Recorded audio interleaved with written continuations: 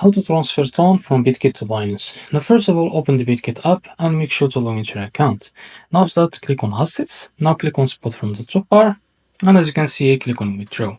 Now from the search bar, as you can see, you can search for Tron like that. So after you find your token, now just click on it. Now here click on On-Chain Withdrawal. And after that, you can select the network as the Tron. Now to get the withdrawal address and the memo, we need to go and open our Binance app. Now after you open the Binance app and log into your account, to get the withdrawal address of and the memo address of the Tron token, we need to click on Assets and now select the spot from the top bar and now click on Deposit. Now type in the search bar the Tron token. So after that, click on it. And as you can see, select the open network.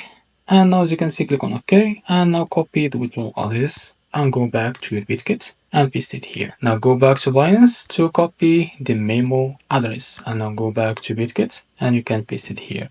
After that, set the amount that you want to transfer, and after that click on withdraw. In about a few seconds to about a few minutes, you will be able to receive your token to Binance account. So this is how to transfer Tron from Bitget to Binance. If you found this video helpful, please like and subscribe. See you next video.